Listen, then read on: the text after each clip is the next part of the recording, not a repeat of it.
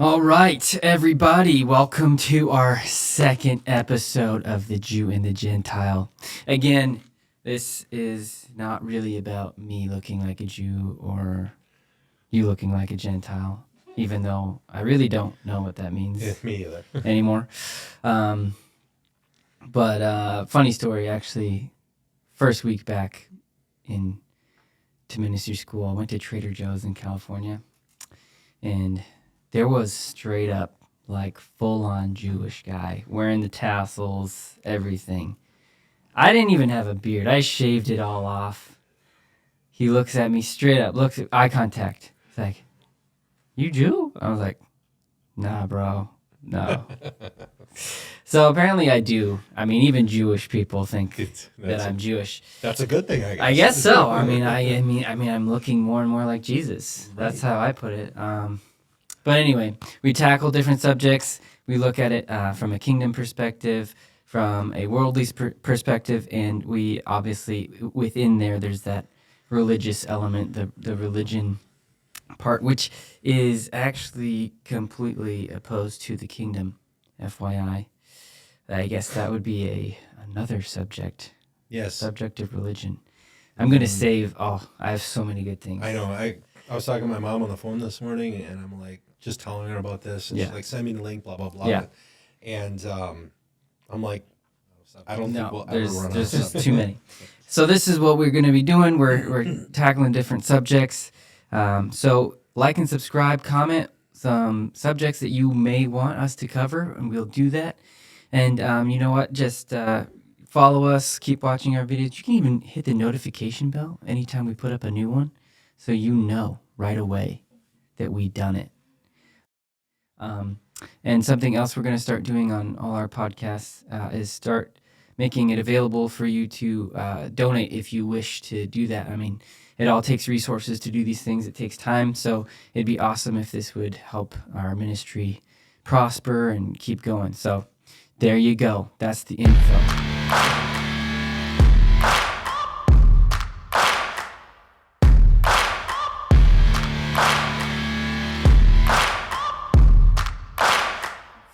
So what do we got today, Jesse? We'll talk about excellence.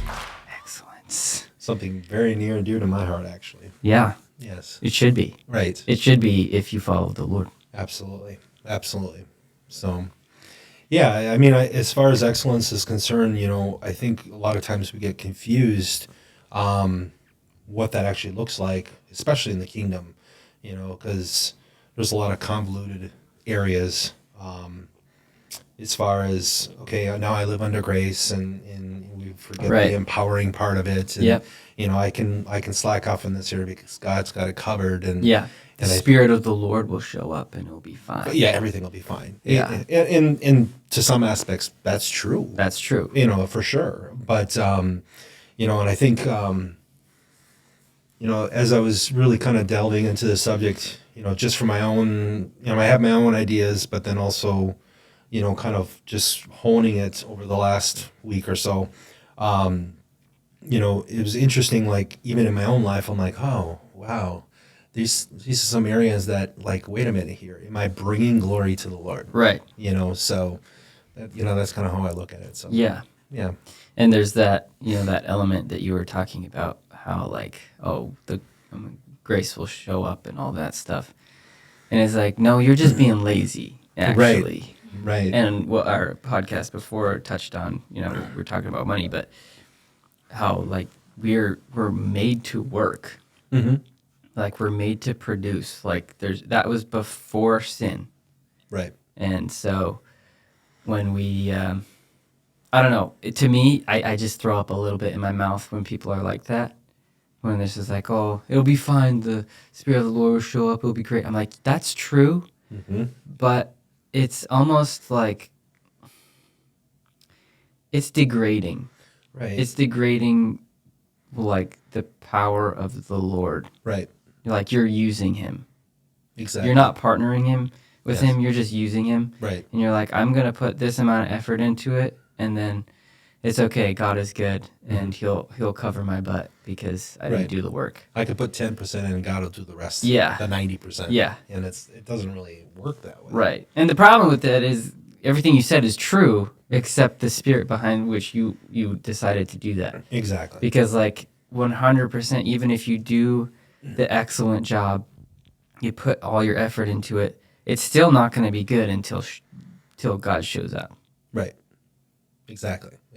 But You know, I mean, when you look at the world's perspective of excellence, obviously we, you know, before receiving the Spirit of the Lord in us, right? yeah, We have this thought process of excellence equals perfection. right.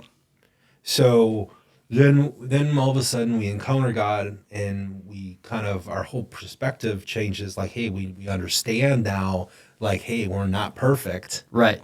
So we have to switch that mindset that, wait a minute here, perfection does not equal excellence. You can Right. still be excellent, but not necessarily perfect. Right. You know, if that makes any sense. Yeah.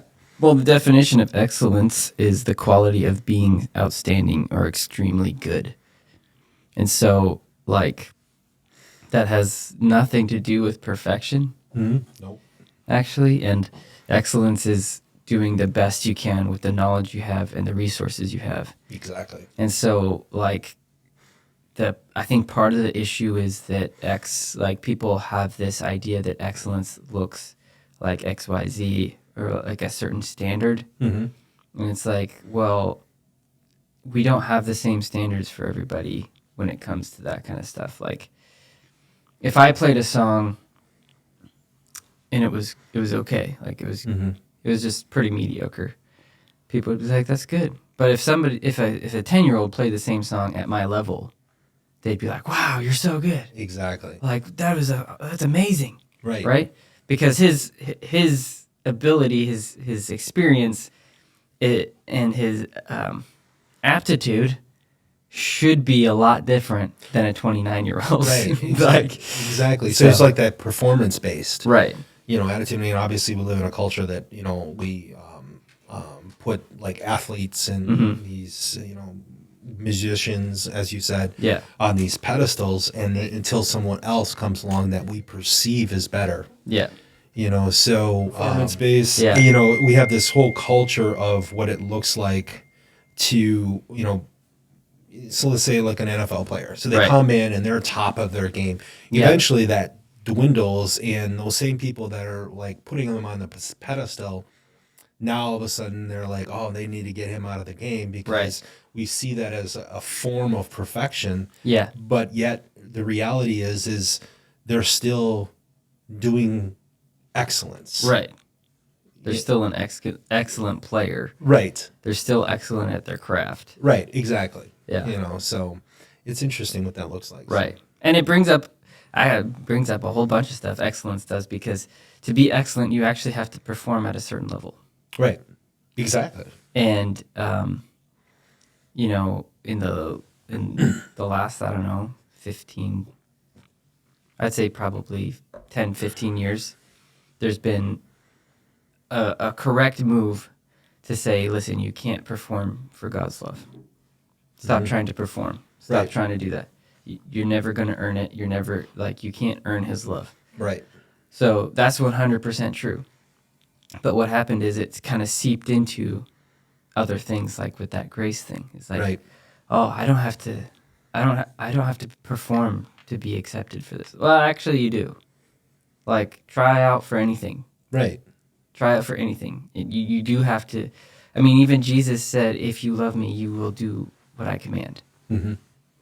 Which is performance. That is performance. Exactly. So we've made performance this enemy of being discipled by Jesus, which has really done a disservice for us. I mean, I've mentored a lot of people, and they're like, "Oh, I just don't want to do this out of performance." And blah, blah, blah. I was like, "No, yeah, you do. Yes. Actually, you need to." Right.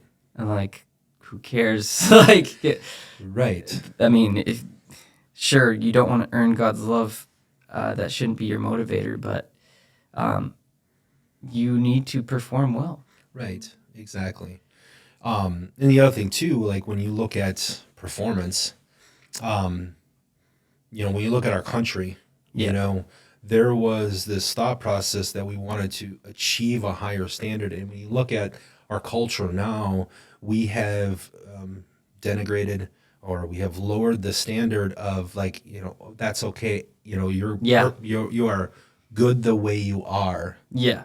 And there's no striving to become something greater. No. And it's actually completely anti-biblical, Exactly. right? Like, Jesus didn't come and say, "Oh, you're good the way you are, dude. Yeah. Don't worry about it, man. Don't change anything. You're fine. I love you just the way you are." Right. It's like, yeah, I do love you the way you are, Mhm. but you need, like, I love you so much you should Right. walk away from this. Right. Like, love doesn't allow you to stay in your mess.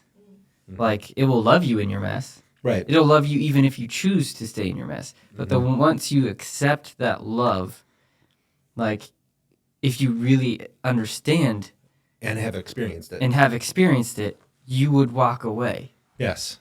So it's a big problem, man. Actually, it's a huge problem. And culturally. actually, to be honest with you, I'm glad this is one of our first ones that we do. I mean, Yeah. obviously we did last week, we did money, but because I really think this sets the foundation for a lot of subjects that we're talking Yeah. about. Because ultimately, if we're not wanting to become the best version of ourselves, Right. it's not Christ-like, because we want to become individually, because we're not all going to look the same, right? Right. We're all different aspects of what Christ Right.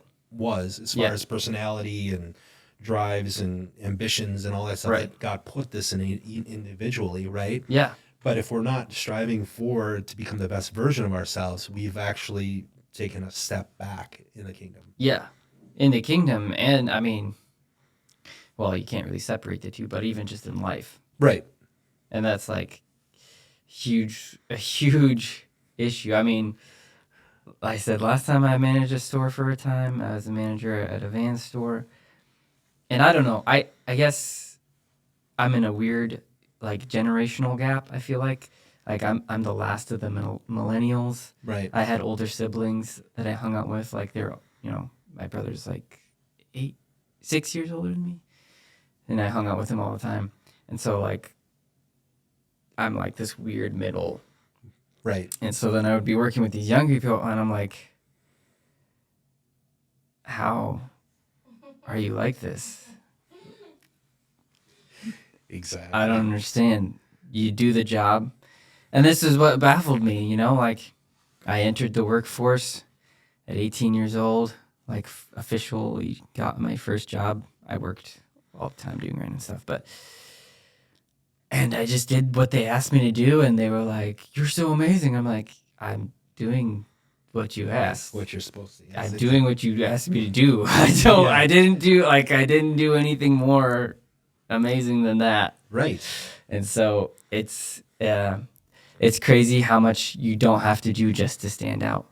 For instance, okay, this is actually a funny example, but hang out with my son outside my apartment, just in the parking lot, playing with the ball, playing his little 4-wheeler little thing, and people are like, "Oh, you're such a good dad.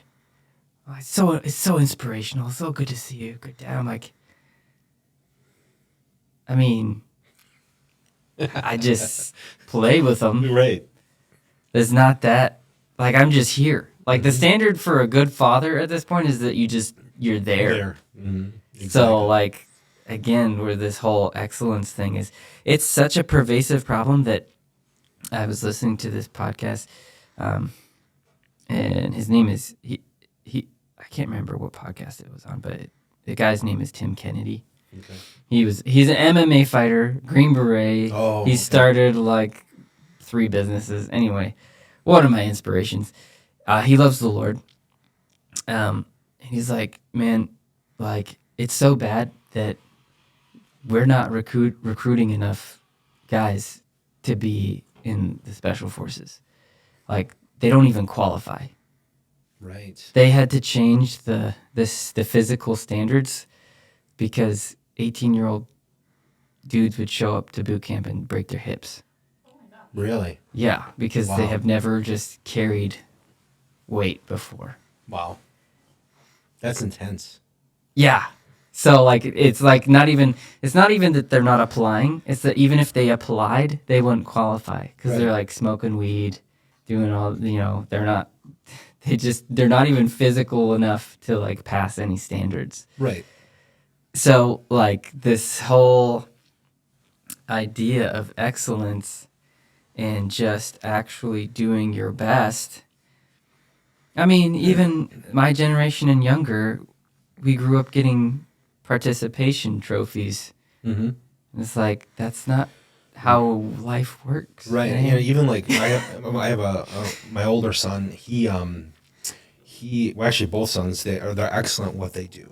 But my older son works with a bunch of different types of generations, different Yeah. age groups, and excellence is actually offensive. Yes. It's very offensive. People want you to lower your standards Yep. so that way they feel comfortable. Yes. And it's interesting because, I mean, if I go walking in the woods with him, as we like to deer hunt and stuff, I can't even keep up with him. I Right. mean, it's just he has this drive and this ambition to become the best, Yeah. with whatever he does, whether Right. it's hunting or, some of his other hobbies.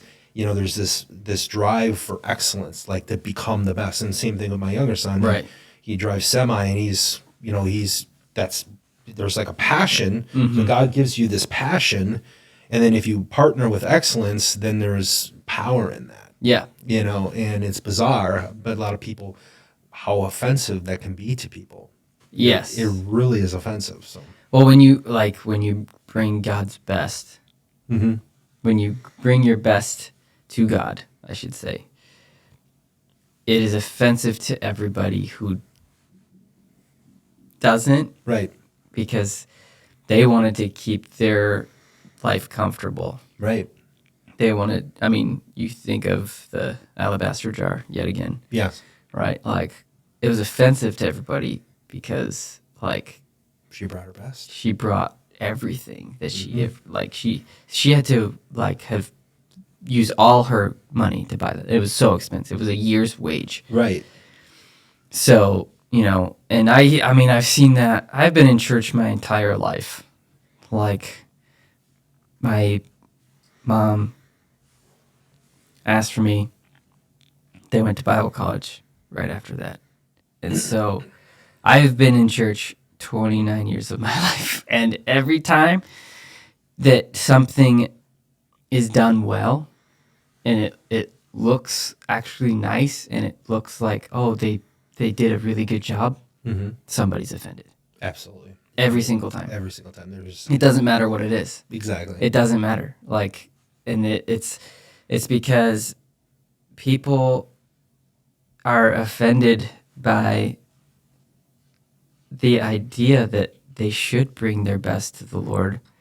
And it's also that poverty mentality because it's a complete offense Right. to what they feel like is normal. Mm-hmm. And it requires, so like your gift and your excellence, it raises the standard Right. in people's lives. Absolutely. And so when that happens, they have two choices. They can either be like, oh, I actually need to do better. I need to perform better. Right. I need to actually become better because I can do that. I can bring a better gift to the Lord. Right. Or they have to then scapegoat it and say, oh, this is worldly, or this is sinful, or your motives are wrong, or Right. you should have given this money to the poor. You should have, it's the same. Sometimes I think that a lot of people are the reason why they're offended is because they actually don't know what they're passionate about. Mm. Because if you're passionate about something, you will push for excellence in that Right. specific area. Yeah. And when you put, how do I put this? So if you're, let's say I'm let's say I'm good at basketball. Yeah. And I really, really want to become better and better and better and better at that specific sport. But what happens is when you're passionate about something, partner with God, the excellence and the grace and the empowering of the Spirit in you. Yeah. What happens is you actually start to do more than you could have done Right. naturally. Yes. You know, so it actually becomes like a supernatural thing. Yeah. Yeah, that's a good point. It's actually an attack on identity. Like they feel like it's an offense on their identity Right. because they don't know what they can even bring. Like Right. they're like, I don't know what Yeah. do I do? Like, What am I good at? What am I good at? You know exactly. It's another layer of what that's like, that raising the standard. Right, and it's kind of like, you know, one of the things that I see is like, especially in the churches, like everybody wants to be the preacher. Yep. And if they're not a preacher, then then everybody has to be on the worship team. That ends up being like this weird thing, and it's like, but are you really passionate about it? Right. You know, are you, because if you're passionate about it, God's going to partner with that. Right. And you're going to achieve excellence because Yeah. you need the passion. Right. You desperately need the passion to do either of those. I just want to tell everybody right now, it is not as cool as you may think it is. It's great because I'm passionate about it. Right. But if you're not passionate, if you're not, it's going to be. There's so many negatives that people don't understand that exist. Mm-hmm. I mean, I don't really feel like we need to list them, but like, right. There's so much requirement actually for those things. Right. You know, like you don't actually see kind of what we were talking about last week about like people who are wealthy or rich or whatever. You didn't see all the time and effort and the sacrifices they had to make. Personal investment. A personal investment to get to that. Mm-hmm.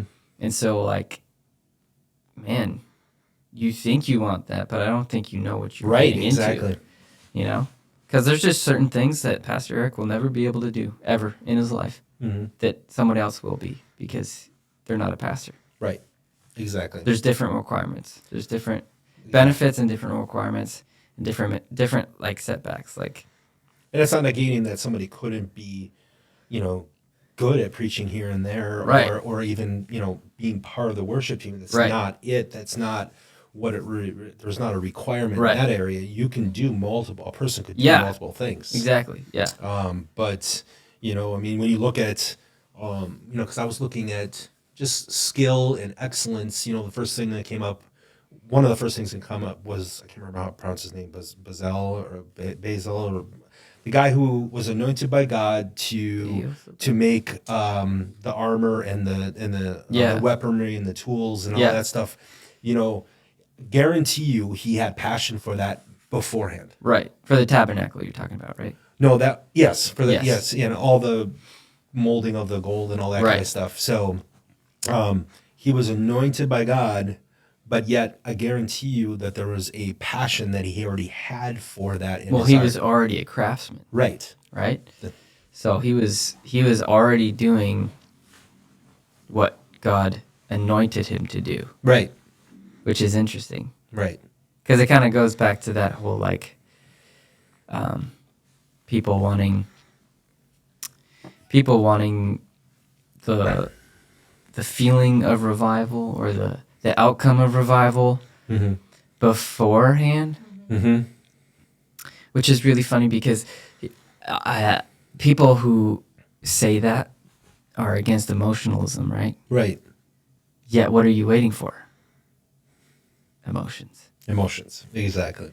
So God generally is going to fall on excellence before, like, you're striving. Yes, I said it. You're striving. Oh no. You're working. Bible says cease striving. Sorry. To be excellent. Right. You're working hard to be excellent, and God sees that excellence and says, "I want to bless that." Exactly.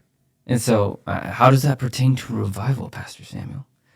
Well, if you are excellently pursuing the Lord, if you're actually laying your life down, if you're waiting on the Lord, if you're hungry for the Lord, despite how you feel, despite how you look, despite like all of these qualifications you do or do not have, or ways you express yourself or don't express yourself, and you're actually just focusing on the Lord,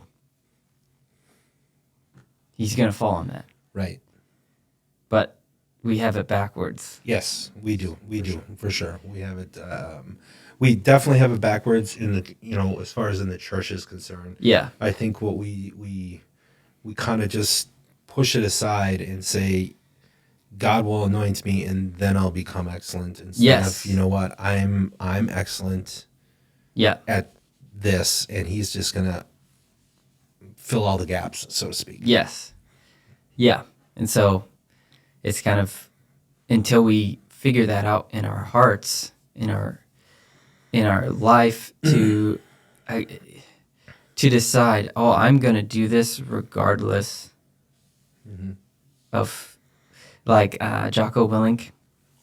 You know who that is? Jocko Willink. I know the name. He wrote the book Extreme Ownership. Oh, okay. I know the book. Yeah. Or I haven't read the book, but I know the name of it. Cool guy. I don't know if he loves the Lord, but all the principles he talks about are completely biblical. So I'm like, you're really close if you don't actually know the Lord. But he's like, stop waiting for motivation.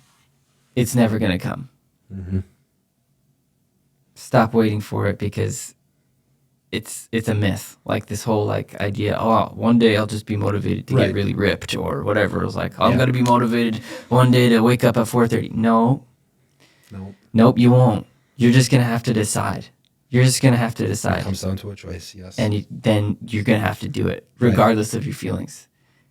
It's like, no, that's called discipline. Right.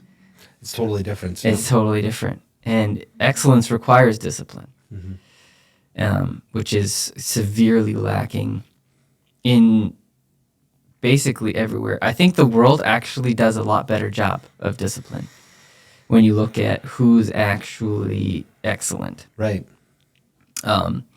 And for the most part, the church has gotten away from discipline in a righteous attempt to say, emphasize, God's love and grace. Right.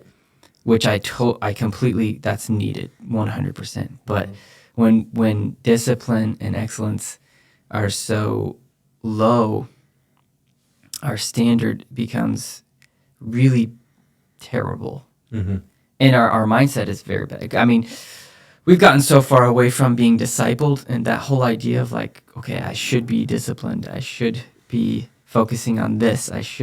My life should look like this. Yeah. Almost like held accountable. Accountability, and the just that I should be living in a standard. I should be, and like you said, it is different for everybody, but there's these core things that are going to be the same for everyone. Right. Right? Like, I mean, you look at Jesus' disciples, they were all so different. Oh, yeah. You had a zealot who literally was training himself for war for when Jesus came back. Right. You have Pharisees, you have fishermen, you have tax collectors, A thief. A thief. So, like, but all of them were required to do one thing, and that is follow the Lord, follow Jesus, ask Him what He thinks, to center their whole life on them. And then even after that, they're still very different, right? Right. Like, Peter is way different than Paul. Mm-hmm. You can tell by their writing styles. Matthew, Mark, Luke. It almost makes you wonder, like with Peter too, like, obviously, a great portion of the disciples that he called were fishermen. And he says, follow me, I'm going to make you fishers of men. Yeah. I think that's funny because it almost says to me like they must have been good fishermen. Right. Now, obviously the Chosen shows that they were not dissing the Chosen, a great show, by the way. Shows that they were struggling to find fish for theatrics. Right. But it almost makes you wonder if they were excellent at what they were doing. Right. And he was playing off of that and saying, hey, look at, you're excellent at this, and now I'm going to make you excellent at this. Right. Because if they were bad, he wouldn't say, I'm going to make you fishers of men. Right. It's a good point. Yeah. It's an interesting thought process, but Yeah. yeah. Yep. So, yeah, no, it's interesting because I was like, when I was researching and just kind of looking at excellence, yeah, it's really weird because I actually fell on Acts 1:8. Mm.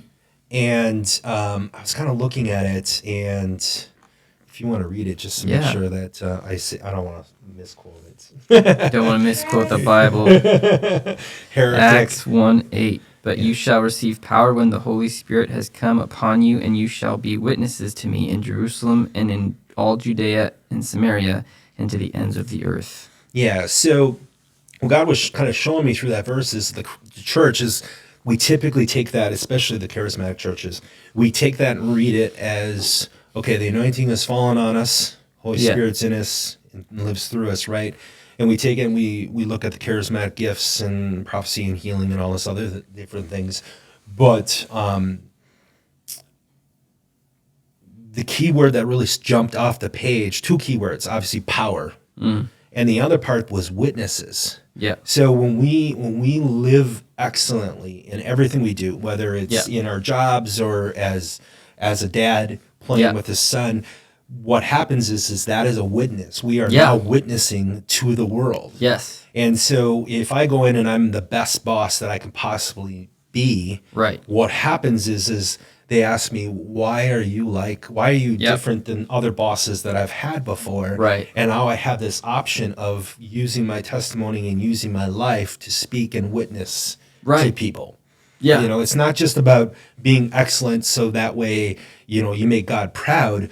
It's also a tool to witness or evangelize or whatever way you want to look at it. Right. To say, hey, guess what? I have this power to show the world what God is inside of me. Right.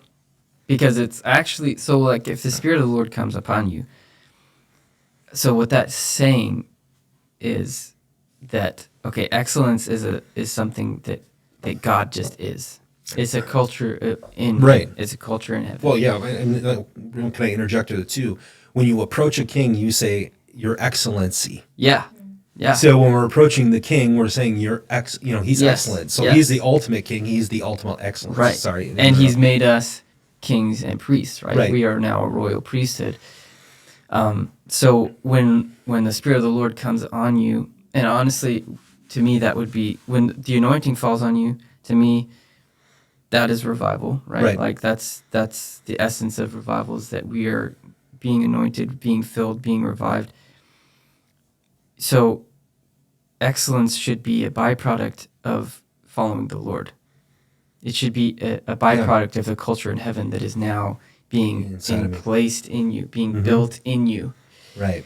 And it's like, it's not, kind of like when we were talking about wealth, it's not like our goal is to like have a bunch of money, have all these accolades or whatever. It's just like, no, I just want to do my best.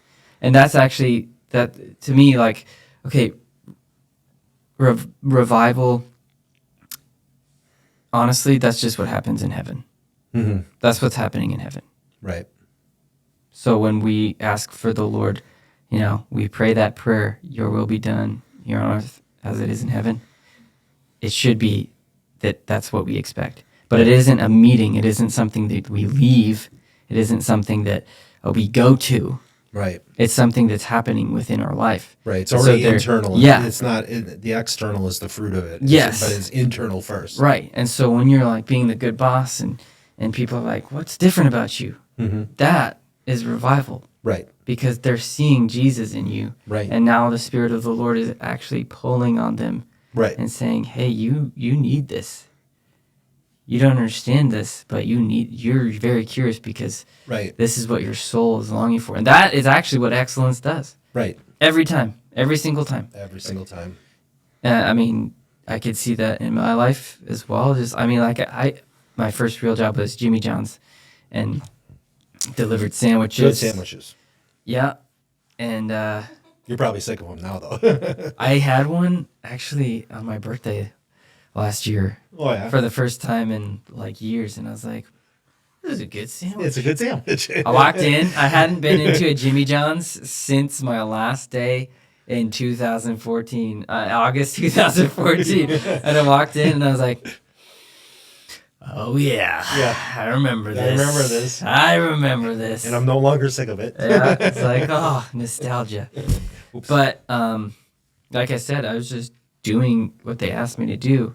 But because that excellence is in me, they wanted me to be like a marketing manager. Right. And like go to hospitals and like the big colleges that were there, which there were some really big colleges, big basketball town, which was nauseating to me. But like, I was just like, I'm just doing the job you asked me to do. Right.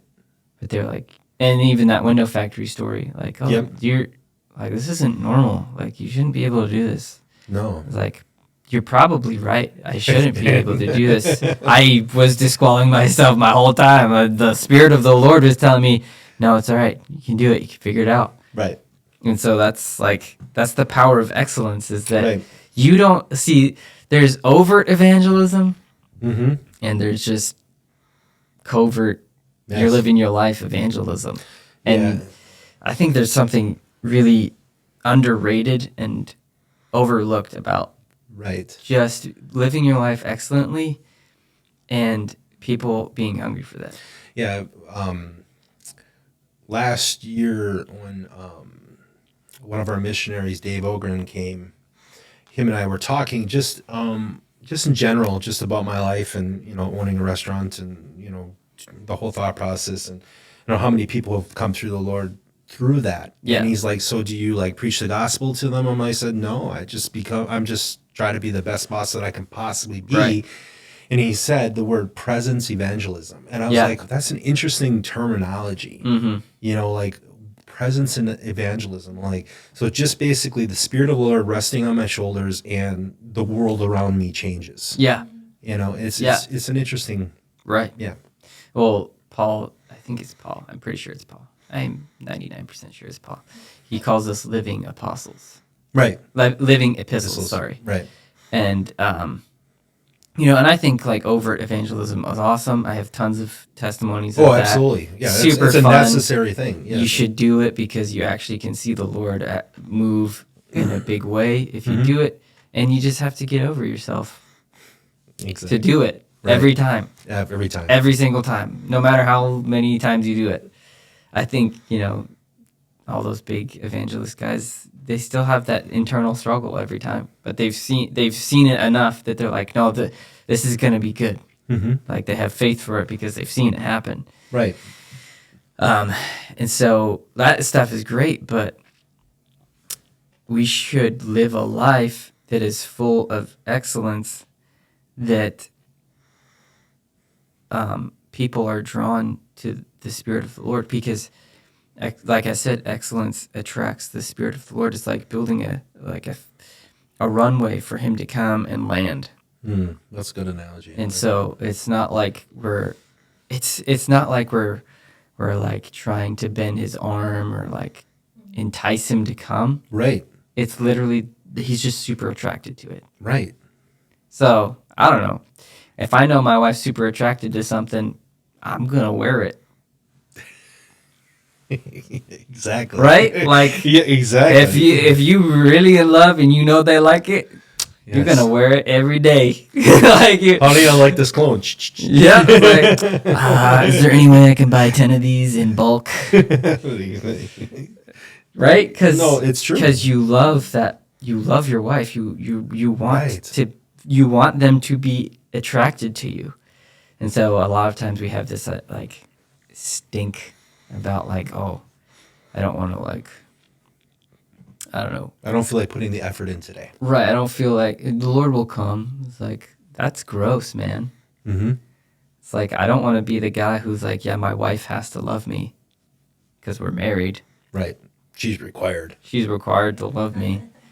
It's like, wow, that's terrible. It is, actually. That's just gross. It's yeah. And we do that with the Lord a lot because he is perfect. He's going to love you no matter what. Right. He will come through for you every time. Mm-hmm. But it's like there's a difference. So lovers will be attracted to excellence. Mm. That's good. And so if you're a lover of Jesus, you will want to be excellent. And because Jesus loves excellence, you're going to meet in excellence. Right. Interesting. So, yeah, I don't know. It's an interesting thing too, because when you think about that, so you got Paul in the Bible, right? Yep. And all the things that he did, but he even called himself the Pharisee of all Pharisees. Yeah. So he was already excellent in his thought process when it came to the Torah and all that stuff. Yeah. So he already understood the excellence from the very beginning. Yep. And then the Lord called him. Yeah. To do what he did. And then obviously we all know what he did. So. Right. He wrote like most of the New Testament. Yeah, 13. And, you can't really talk about excellence and not talk about Solomon. Oh, absolutely. Right? And it's just like, again, covert evangelism. Mm-hmm. And actually that thread is throughout the Old Testament, and it's to attract the nations to the Lord. Mm-hmm. Oh, yeah, go ahead. Yeah, no. There's actually that Proverb 22, verse 29. Do you see a man skillful in his work? So this is King Solomon, right? Yeah. He will stand before kings. He will not stand before obscure men. Right. So that was God's game plan. Right. And was to attract the nations. Right. You think about Daniel. Yeah. He was extremely skillful, and, obviously, he stood before Nebuchadnezzar and then Darius and, that kind of thing. And he was well known. Yeah. For what, the wisdom and all the different things that he brought to the table. Another example is Joseph. Yeah. His whole thought process that he just got elevated because he was skillful at what he did. And there's of course, there's many different examples of that. Yeah. So. Yeah. But like Solomon is one of my favorite, because literally kings and queens would come just to see. Mm-hmm. To see how they did things. Queen of Sheba. Yeah. She was like, I want to see that real. Right. When I get to heaven. Okay, how in the world did your place settings make her know that God was real? Right. Like the God of Israel is God. Right. Like you set out some forks and knives, and it was like, wow, Jesus is real. Did they look like holograms? But Right? And so, like, all of these things that he was doing were in excellence, and there was never a king like him ever again. The Bible says it. There was never a king like him ever again. Right. The glory and the splendor of Israel in that time was never again replicated.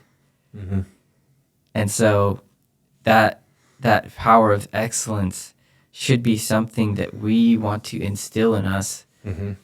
And not only just, God is instilling it in us, if we're honest, because the kingdom of God is excellence. Like,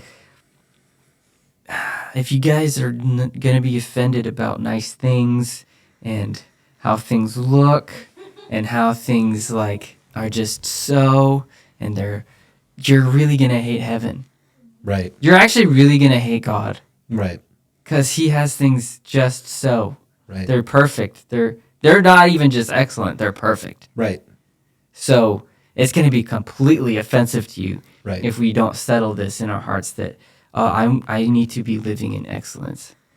And again, for us, it's really important to know that it isn't perfection. Right. Because what is excellent for you in your life right now is completely different than what is excellent for me.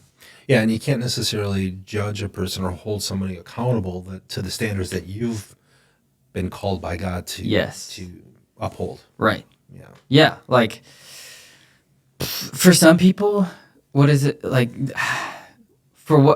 Sometimes there's things that I won't be able to do, and it would be a sin. Mm-hmm. For another person, it may not be a sin. Right. But God told me I can't do it, so it'd be a sin for me to do it. Right, exactly. Whereas the other person's like, no, that's not what God told me to do. I'm fine with it. It's like, cool, man. Cool. Exactly. Great. That's the standard he set for you. Right? Obviously, there's core things, everybody. Yes. Don't freak out. There are things that are clearly said that is a sin. Sleep with your own wife. That is a standard. That's a standard that's for everyone. everyone. Yeah, exactly. Don't get drunk. Standard for everyone. So, we're really talking about like being in relationship with the Lord.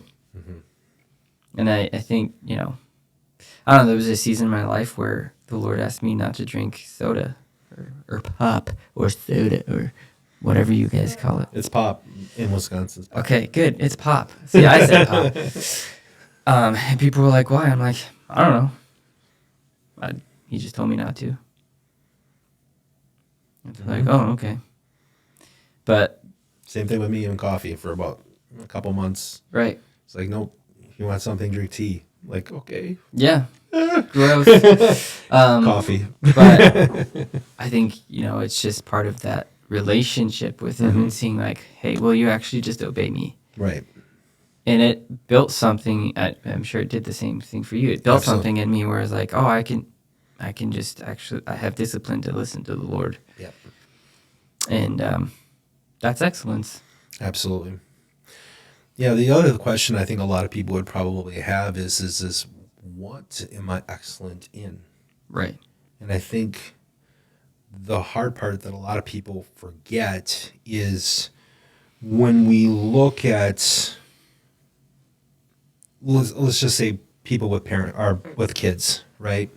Or even looking at your own parents, we emulate what we see in our parents, right? So when we have a full view of who we think that the Lord looks like to us, we will emulate those specific things. So, Right. For example, Samuel, he's on worship leader. Yeah. You see God as, this is just my opinion. Make sure you add to this if you want. But you see God as someone who sings and is joyous and is praising, just singing and dancing over us, as it says in Zephaniah, I think. Yeah. Yep. 3:17. That's kind of in your core being. You see that as a father, Right. as your father, and you emulate that, and then that becomes part of that excellent or that drive to become something better. Right. And so for example, like one of the things that I love about the Lord is just the wisdom of how everything that he looks at everything and just the way things are just planned out, and he already knows, and he just has that great, obviously overwhelming wisdom. That's one of the things that I just absolutely love about the Lord. Right. Just how he just knows. Yeah. So we start to emulate that, and we become excellent at it because it's something that we really truly desire, because we look at the Father a specific way. Right. And it's beautiful. We don't all have to look at him the same way. It's right. Like you look at him different, even though I'm not discounting the word. Right. What the word says about him, but we all have our different ways of looking at him, and that's actually great. It's amazing. So yes. Well, I mean, that's why there's different gospels. Right. Because it shows a different aspect of the same story. Right. And there's so much of God that every person on the planet could have a different picture of him, and it would be true. Right. They would never actually contradict each other. Right. They would never actually oppose each other, but they would make a completer picture. Right. Different facets. Yes. So, that's really a good point. It's like, are you pursuing to look like him? What does God look like to you? Mm-hmm. Do you even have a picture? Mm-hmm. What does that mean? What are you passionate about? Mm-hmm. Self-awareness, everybody. Self-awareness. I think that's a word for the year there. It's just like, who are you? What are you about? What do you love? Well, you can't live excellently if you don't know yourself. Mm-hmm. You don't know who God made you to be. And God did make you to be somebody. It's not like if the point was for you just to not be anything, then like why wouldn't? Okay, you're saved. Right. You're dead. Go to heaven now. to the slaughterhouse, you know. Yeah, exactly. So, You like the conquistadors. right, exactly. You are saved. That's pretty gruesome. Yeah, they were pretty. I mean, we want to save the new world. We Right. want to evangelize the new world. Okay, you have accepted Jesus. Now we are going to take your land and kill you. Yeah, and Paul talks about excellence in all over the place in the New Testament Yes. also. So this is not just an old covenant thing. It's not. No. So don't get mistaken when we talk about Solomon, Daniel, Joseph, whoever, because he talks about it all the time, especially in Second Corinthians. There's a lot. He talks about being excellent, Yeah, and I think we gloss over that because we really have a misconception of what it actually looks like. So right. And a misconception of how messy the actual Bible is. yeah, Like First and Second Corinthians is just like him correcting all of this crazy stuff that they were doing. right, And it's like excellence is the standard, everyone. Like Right. this is not Right. not okay that No. you rich guys are sitting at the table getting drunk and fat while the poor people are out there. That's not excellence. No, that's that's not not. what the Lord looks like. no, not at all. Yeah. And like Jesus saying people will know you by your love for each other. That's excellence. Right, Right? And so you have to look at this is why it's called the Jew and the Gentile. You actually have to see what God calls excellence, not what the world calls excellence. Right. Because although I do believe that we see a better example of excellence most of the time in the world, unfortunately, it is more like excellent evil a lot of times. But it is really good. right, Like, right. I mean, we were all pretty disgusted with the Sam Smith Grammys thing, I but know what if you're talking about. it was terrible, don't even look it up.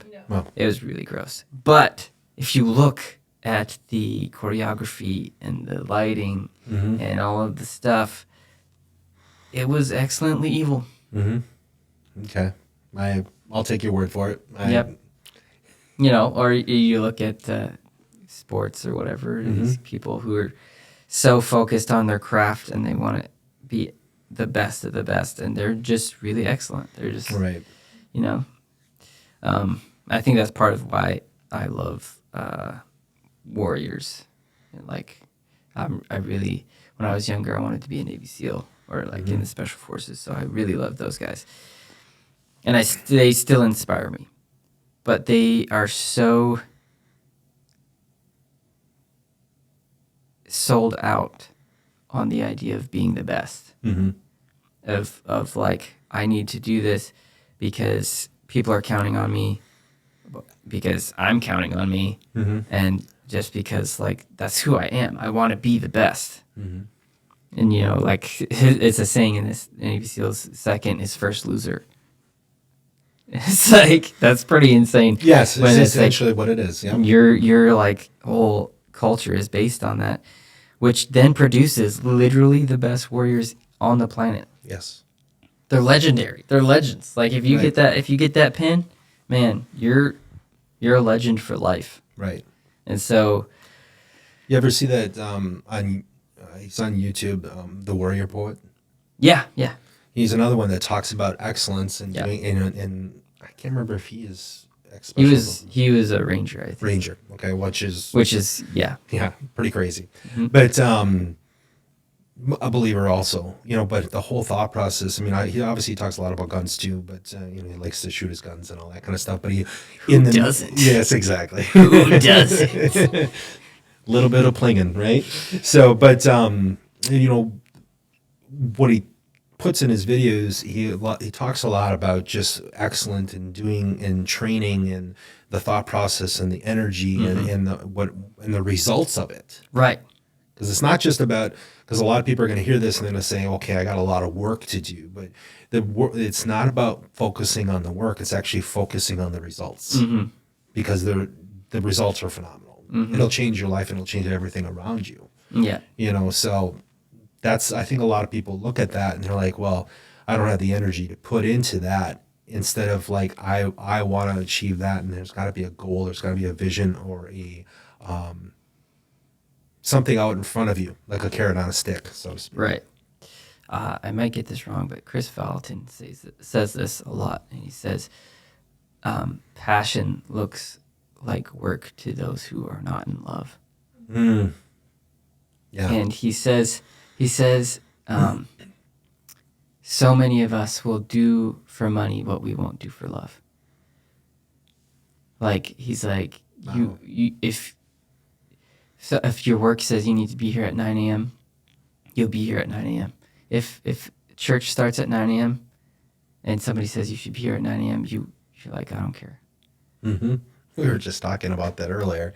We were talking about why is it in the world, Yes. if we say, hey, let's meet for coffee at 9, most people from the world will be there at 10 to 9. Yeah. But Christians, I'm not going to say all Christians, but a lot of Christians will come, I'm going to be a little bit late. And it's almost like A 90, standard. it's actually a standard Yeah. in the church, in Christendom. Now, obviously, we try to figure it out and we can say this or that. But the reality is it's not excellent because, Yeah. like you said, are you doing this out of love? Like, Yeah. I love this person and I want to make sure I'm there on time for Yeah. them and I will do everything in my power. Now, obviously, there's extenuating circumstances, Right. whatever. But if it becomes a habit, Mm-hmm. are you doing it out of love or Right. are you just, Taking things for granted. right? Because like there's so many. When you're in love, you'll do anything. Right. You'll do anything. You Like- do really stupid things too. Literally stupid things. Like I got in this argument. Me and my housemates got in this argument because one guy was like, I was like, dude, he didn't like sushi. Okay, he hated sushi, but I was like, bro, if the girl of your dreams came up to you and said, hey, you want to go for sushi? You would go. He's like, no, I wouldn't. I'm like, dude, yeah, you would. Yeah, you would. He's like, no, I wouldn't. I don't like sushi.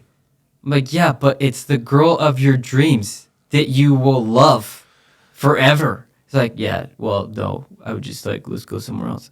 No, she's dead set on going to sushi. You would go. Mm-hmm. You would do anything. Right. I mean, like, I don't really like going to Target, but I do. I don't. I mean, Right. there's just so many things that I mean, again, I keep saying this, but like, what part of God's personality, what part of Jesus' personality wanted to die on the cross? I don't think it's in there. I don't think an INFJ. Sweated blood for crying out loud. I don't think an INFJ or whatever you want to say, INFP. I don't even know all the letters. ENS. Yeah, ENS. I don't think any one of those in there is like, would die on a cross. Like, it's just not. Well, my there. spiritual gift says martyrdom.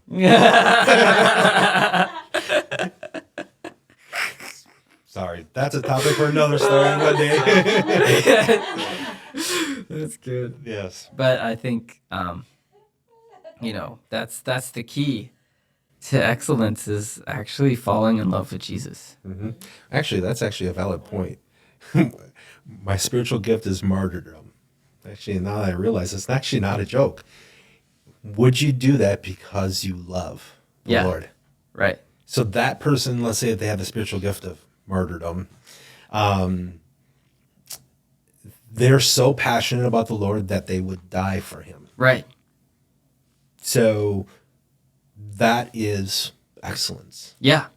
Because they're so in love that those things pale in comparison. Like, it's not even a question. Right.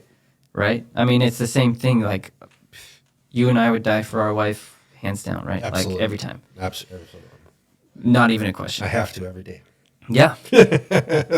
But are we, so here's the flip side, okay? Because everyone, I think most good people would be like, yes, I would die for them.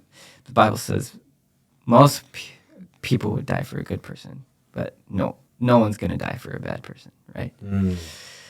I think that's in Corinthians. But are we going to live for them? That's the harder thing. Mm-hmm. Are we going to live for them? Right. Because dying is pretty easy. It's a one-time thing. Mm-hmm. Like, one and done, man. Yeah. And I get to be with the Lord. I get to be with the Lord. Not really a bad consequence for if some of you believe in Jesus. Like, it's Right. like, I looked pretty great. People are going to I'll think take that it. I'm a hero now. So, Yes. plaque somewhere. Well, it's like that. I mean, a couple of years ago, I mean, within the last 5 years-ish, there was that missionary that was going to evangelize to some cannibals. Oh, and, yeah. and he was like killed by a he was killed by them. Yeah. And, I've actually heard people in the Christian circle saying, like, that's insane, but when you actually think about it, like, he was willing to go to somebody who might eat him. Yep. Think about that. Yep. And he was willing to do it because he was so passionate. Now, granted, his time doing what he was going to do was very short-lived. Right. But he was all in. Yep. He was all in to do a more excellent way. Yep. And at that, for him, it was to die. Yeah. And for somebody else, it might not be. Right. Yeah. And that's actually a perfect segue to what I was wanting to say next was like what we already said, excellence looks like the expression of it is different for everybody because we're all different people. Right. Right. And so the temptation can creep in when excellence, we compare excellence. Mm-hmm. And I see this all the time. An easy example is spiritual gifts or things of the Spirit, right? It's like, oh, well, they're all about healing, and that's just too much, and blah, blah. Well, they're all about worship, and that's, we're not going to spend all eternity worshiping, and blah, blah, blah. They're all about the Bible, and it's just too much for me, and this guy's too passionate about evangelism, and he freaks everybody out, and blah, blah, blah. Well, this person's eschatology. Yeah, this revelation, blah, blah. And it's like, okay, so the best thing I saw on this whole subject, because I too am a gun guy. I love guns. I love shooting things. I love the smell of gun oil in the morning. Always have, always will. And so I follow a bunch of gun people and then, ex-military people and all that stuff. And this guy, because honestly, all the drama is the same. It's just different flavors. So like within the gun community, there's tons of drama about like different disciplines that you should focus on or different ways of doing things. It's exactly the same as the church. Right. It's like, it's not wrong. You're just doing it differently. It's like, it's not unbiblical to shoot that way. Like, Right. Sure, it may not work for you. Great, whatever. Right. Anyway, so his point was because there is so many people to learn from, and in the gun community, there's like this carte blanche you get if you're ex-military or whatever. True. And so like a lot of people make that a qualification, like a prerequisite if you're going to listen to them because they've been in action, quote unquote, or whatever, right? And so this guy was ex-military. He's like, honestly, man, we were in the military, and if we wanted to learn diving, we would go to somebody who exclusively did diving. If we wanted to learn about, parachuting at, halo jumping, whatever, we would go to someone who their whole life. Not even military, but just just the best of the best. That's the qualification. Right. And so, this is a great example. I was like, wow, this is so good because he's like, it doesn't matter. I don't care. I mean, he used a lot of more colorful language. He's like, I don't care. Like there's a pie. He used that pie, and an operator. He's like, special forces operator he has to know all of these things, but we're gonna go to this sliver of the pie, and that's all they do, right? And so as Christians, we're actually called to do all of the things, right? We're supposed to have all the gifts of the Spirit operating in us.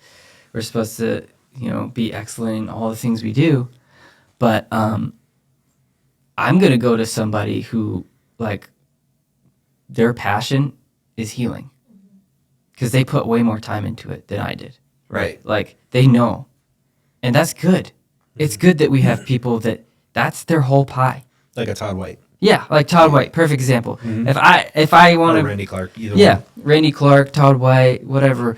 Name your evangelist, name your pastor, name your subject, and instead of like being like, well, they should be more about this and blah blah. Like, dude, like that's just not who they're called to be. Right. Celebrate who they are and learn from them. Right. Exactly. Because If you want to do evangelism, go watch a lot of Reinhard Bonnke. yeah, I mean, hundreds of millions of people. Right. Ridiculous amount. yes, You know?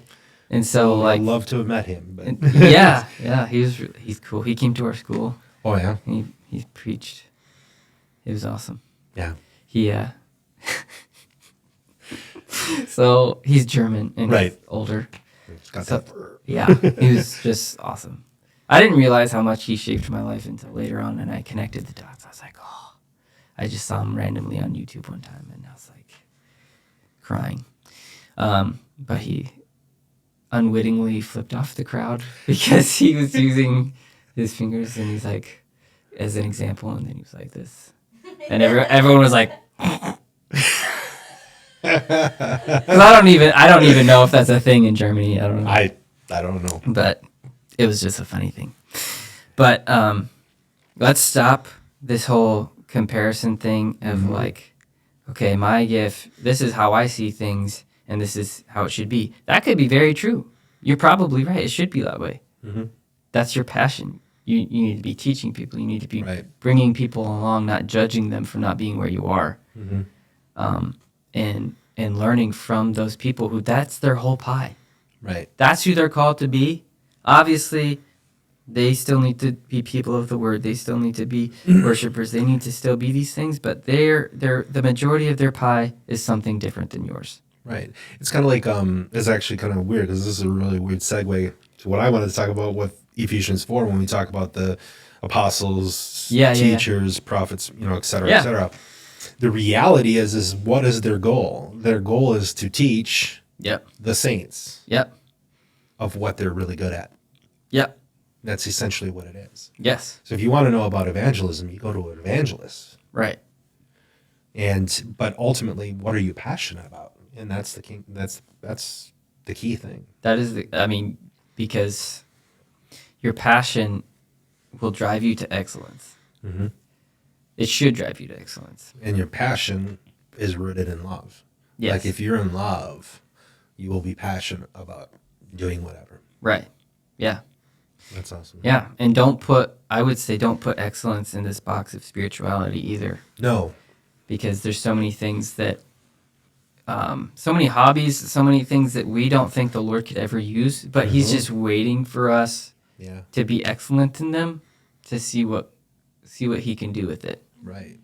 Because there's so many people will be way more open to the gospel in those different avenues, right? Right. Like there's this UFC fighter recently who just won another belt, and he was like, I won 3 belts, and the greatest thing I ever did was this, and he knelt on the floor, and he said, I gave my life to Jesus. Wow. And how many people watched that and were like, wow. Right.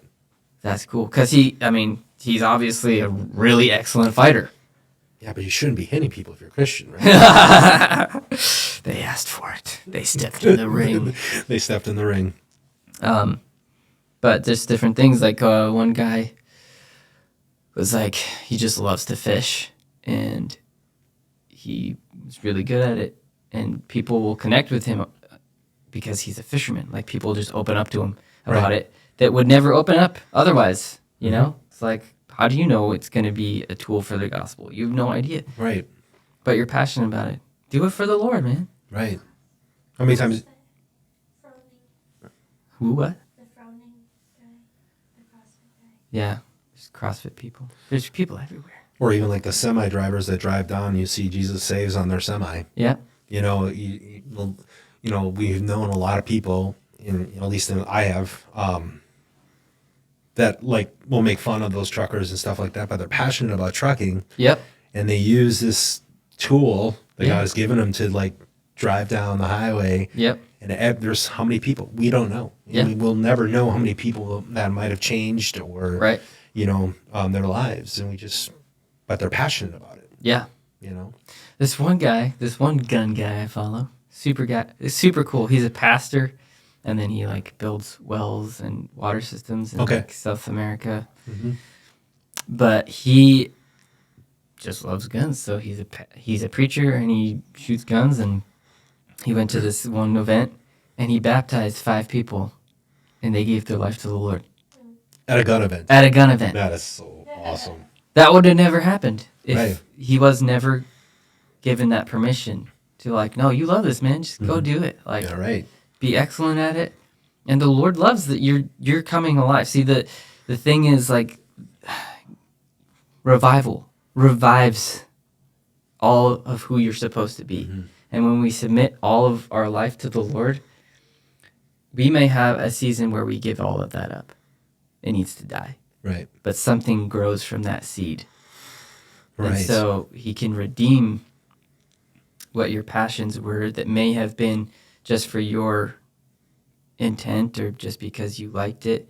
But God put those there for a reason, Right. on purpose. He made you on purpose. He made your personality on purpose. He made your passions on purpose in order that you would submit those things to him, and he would then get glory from it. He would be able to reside on you. He would be able to expand the kingdom with you. Mm-hmm. Exactly. The other thing too, I think, speaking of the things that might have been buried or put aside for a time period, I think I would suggest to people that be passionate about something first. Yeah. You know, obviously, but what it'll do is it'll breed more passions Yeah. and more areas where you want to be excellent in. And before you know it, you're going to have multiple areas that you're just excellent in everything you do. Yeah. And, you have to start somewhere, Yeah. you know? So if right now, if somebody's like struggling with being excellent as a parent, just be excellent as a parent first. Yeah.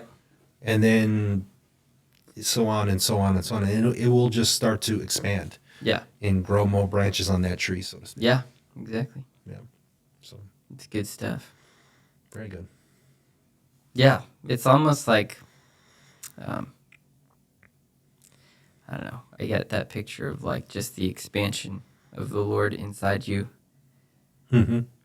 And that's what excellence does. And then that makes me think of working out because I like to pretend that I do it a lot. It's a goal that I do it a lot. Right. It doesn't always happen. But We got little ones, man. yeah, babies. But you start small. You start with something really manageable, and then you expand from there. And it's always like an increasing thing. You can't start off Right. at the top. Like you can't start off in the top 10. You can't walk in there and say, I'm going to bench 400 pounds today. Yeah, exactly. You might get hurt. Yeah. So like the excellence idea, like again, start with what you know and what you can do, Mm-hmm. what is actually manageable. Because if you have these really high expectations that really look more like perfection, Mm-hmm. you're going to really kill your soul. Yes. You know? And even like the analogy of working out is like, okay, I have a reward after I work out. Because if I didn't, like, I'll be like, okay, I just got to do it. But it doesn't even have to be that big of a deal.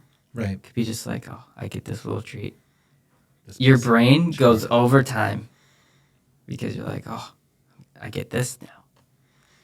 So, I don't That's know. good. I mean, that, for me, it'd be a helpful tool. Like, building in excellence in my life, I need to be rewarded, which is another controversial subject, reward. So, we may have to talk about that. But God is a rewarder. Yes. So, again, not because you don't be excellent. You don't be excellent because of the reward. God's just going to reward you Right. because you're excellent. Yeah. It'd be really easy to fall into that. Yes. Like, I'm doing this because I want to be rewarded by the Lord. Yeah. But, The reward itself is excellence. right. Because honestly, if you're excellent, the Lord doesn't even have to reward you. People are going to reward you. Right. Not only is the Lord attracted to excellence, but the entire world Mm-hmm. is attracted to excellence. Like that verse said, kings will have you. Yes. You'll be in front of kings because you're excellent. Exactly. So, yeah, excellence. We need it. Don't be offended by excellence. No. That is, if you are offended by someone's excellence or something that is excellent, and you're like, oh, that's not right. We shouldn't be doing that. The church shouldn't have this. Okay, just take a step back. Ask yourself, why? Why should the church not have these things? Mm-hmm. Why should that person not be doing that? Right. Because I can't find anything in the Bible that would inherently say that any of those things are wrong. Right. And if you're offended by someone that doesn't achieve your idea of perfection or of excellence, I would question, are you actually expecting perfection? Right. Or are you expecting them to look like me? Right. Because that happens a lot. I mean, Mhm. again, with those spiritual gift things. Yes. And like all that. It's like what we really want a lot of times is for people to look like us, to think like us. Mm-hmm. It makes it easier for Right. us. It's less scary for us because we don't, people are afraid of ideas that are different than theirs. Right. Exactly. And so we want conformity, which is actually not really excellence. Mm-hmm. Where there's excellence, there's a lot of diversity. Right. A lot. Awesome. Yeah. Which is another subject. See, we're just coming through all these unity. We could just keep going. We could just keep going. From one subject to the next. One subject to the next. All right. Any more thoughts? Any closing ideas? I don't think so. I wrote a couple down, but I think we hit most of them. No, I think that's pretty much it. Cool. Yeah, that's pretty much it. Yeah.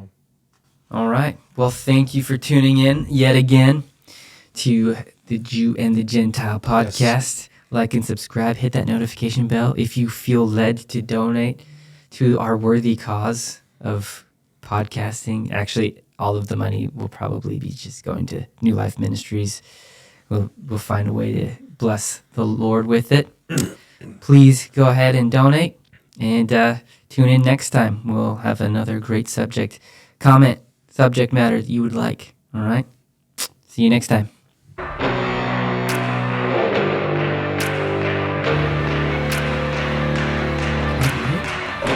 That's it?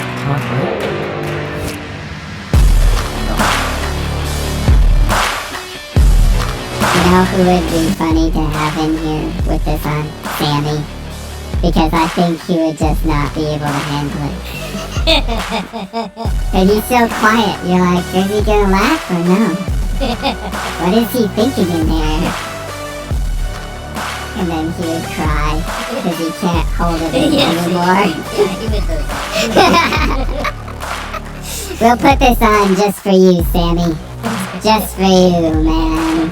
That's how much of a big fan we are.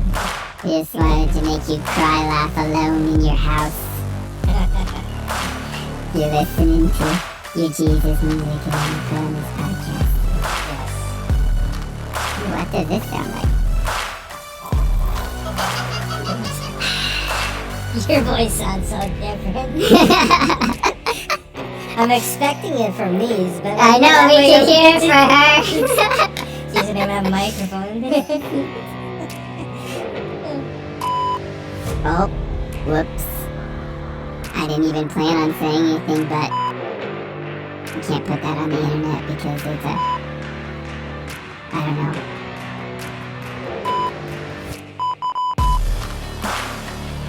Okay. None of them? All the other ones? Oh, this is like deep voice with reverb. We gotta do that in one of the podcasts. Just constantly just change it. And then all the old people will be like, what's wrong with my YouTube? They'll be like, what's going on with the...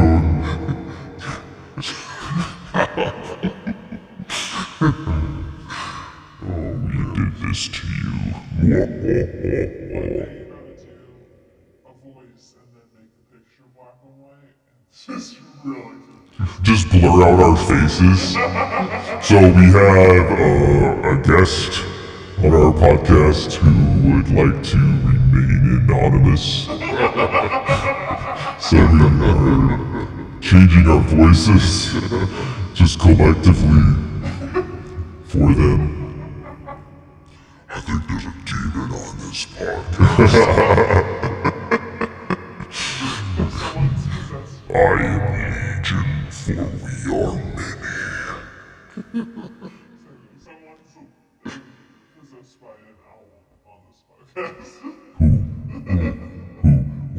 Caleb just was not, he's just like not getting it. And Philip just breaks out laughing in tears. But Caleb's like the funniest amount of blonde, because like sometimes he'll get it and he'll be there, and then other times he'll just be like,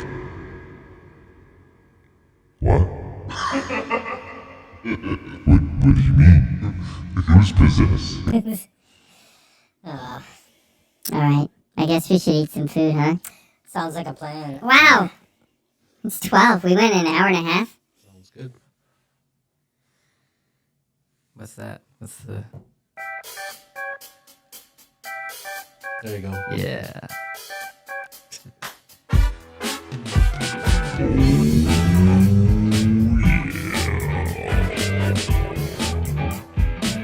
The Jew and the Gentile.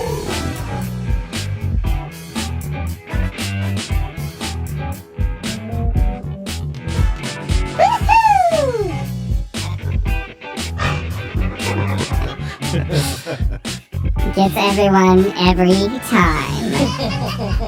Does. Doesn't matter who it is.